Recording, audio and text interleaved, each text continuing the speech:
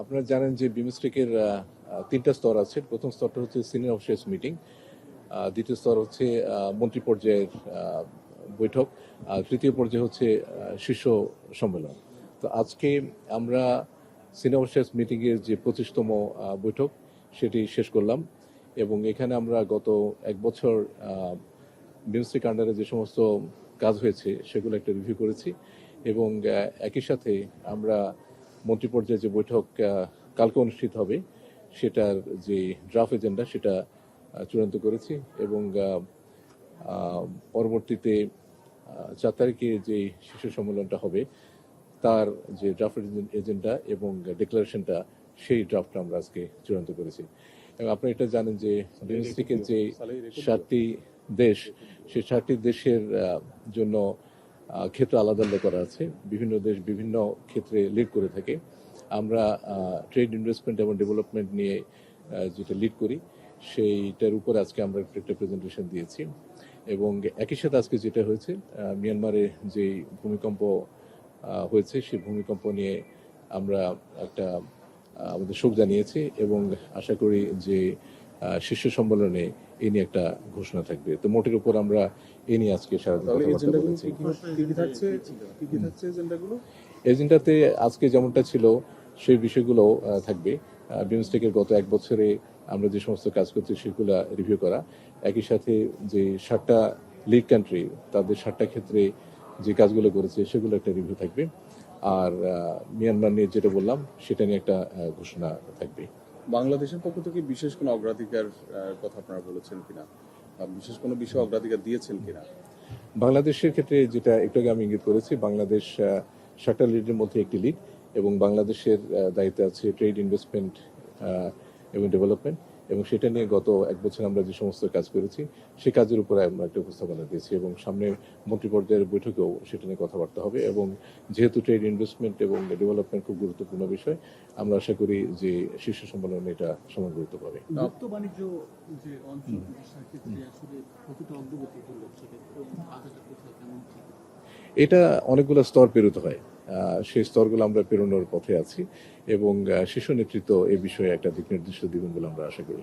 Totally BIMSTEC যে তার মানে কাঙ্ক্ষিত সফলতা পাচ্ছে না, পিছিয়ে পড়ে আছে, 27 বছরে মাত্র 5টি-6টি সম্মেলন করছে, সেক্ষেত্রে আসলে আপনারা পর্যালোচনা করেছেন কিনা যে এখানে আসলে বাধা কোথায়, প্রতিবন্ধকতা কোন জায়গায়?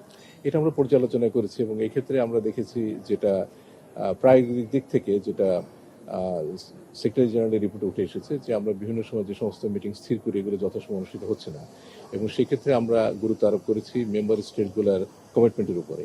এবং আপনারা এটা জানেন যে আমরা বিমস্টেকে চেয়ারের দায়িত্ব নিতে যাচ্ছি, এবং এই সম্মেলনের মাধ্যমে আমাদের হাতে এই চেয়ারম্যানশিপ দায়িত্ব আসবে, এবং আমরা আশা করি যে মেম্বার স্টেটগুলোর সাথে আমরা একযোগে কাজ করে যে জায়গাগুলোতে আপনার আমাদের কমিটমেন্টের ঘাটতি ছিল সেই কমিটমেন্ট যাতে আমরা ভালোভাবে করতে পারি, আমরা বিভিন্ন মন্ত্রণালয়কে আরও ভালোভাবে সম্পৃক্ত করার চেষ্টা করব।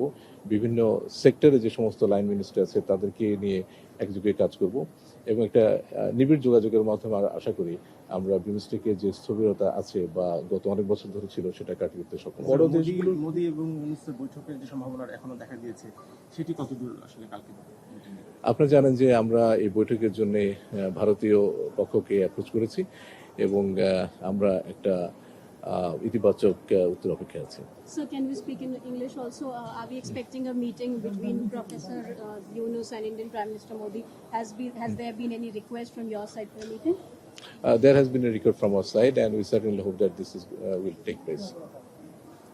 এই সব মিলিয়ে যে এই বিমস্টেক সম্মেলনের কতটা গুরুত্ব মনে করছেন বাংলাদেশ, মানে বাংলাদেশের দিক থেকে গুরুত্বপূর্ণ আসলে আপনারা কতটা মনে করছেন?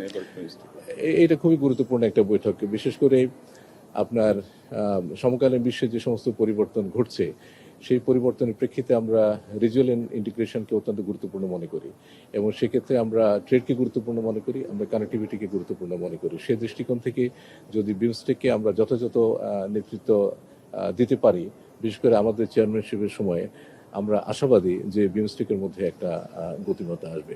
বড় দেশগুলোর কি একটা অনাগ্রহ আছে বিমস্টেককে কার্যকর করার ক্ষেত্রে?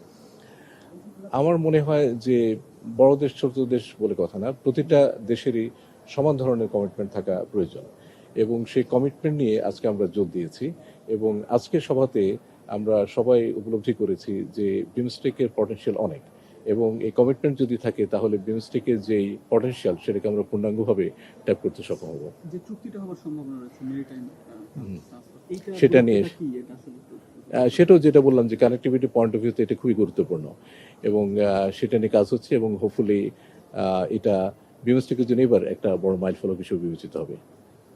সবাইকে ধন্যবাদ। Thank you. ঠিক আছে।